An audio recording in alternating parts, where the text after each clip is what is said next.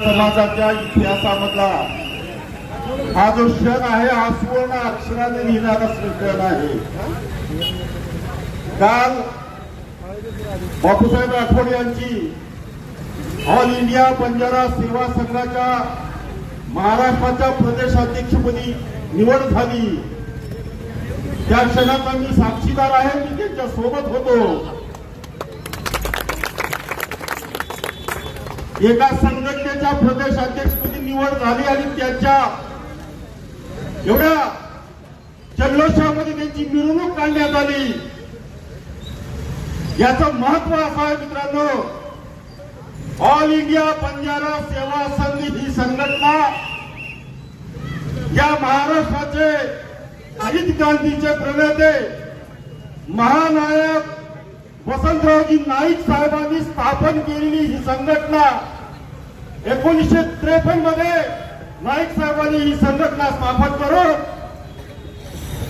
कन्याकुमारी ते काश्मीर पर्यंत प्रत्येक राज्यात राहणाऱ्या बंजारा समाजाला या संघटनेमध्ये प्रतिनिधित्व दिलं आणि ही देशातली सर्वात मोठी बंजारा समाजातली संघटना वसंतराव नाईक साहेबांनी चालू केली।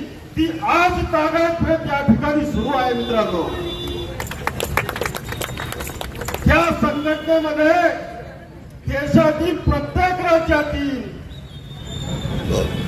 आमदार असतील, खासदार असतील, आजी माजी मंत्री असतील, IAS IPS कमिशनर पर्यंतचे काही बंजारा समाजातले टॉप लेवलचे अधिकारी असतील, नेते असतील, हे सर्व या संघटनेमध्ये आज सुद्धा या ठिकाणी कार्यरत आहेत। ही निवड करताना देशाचे राष्ट्रीय अध्यक्ष यवतमाळचे TC राठोड साहेब, तेलंगणाचे माजी खासदार आणि माजी राष्ट्रीय अध्यक्ष तिलावत साहेब, गुजरातचे पोलीस महासंचालक माजी पोलीस महासंचालक DG बंजारा साहेब, गुजरात मंत्रालयाचे माजी सचिव DG बंजारा साहेब, IPS अधिकारी जगन्नाथराव, असे देशातले सर्व राज्यातले प्रतिनिधी या ठिकाणी गुजरातमध्ये अहमदाबाद, गांधीनगर या ठिकाणी 2 दिवसीय राष्ट्रीय कार्यकारिणी बैठक झाली। या बैठकीला हे सर्व लोक त्या ठिकाणी हजर होते आणि त्यांच्या साक्षीनं आज आपल्या बापूसाहेबांची महाराष्ट्राच्या प्रदेशाध्यक्षपदी निवड झालेली आहे।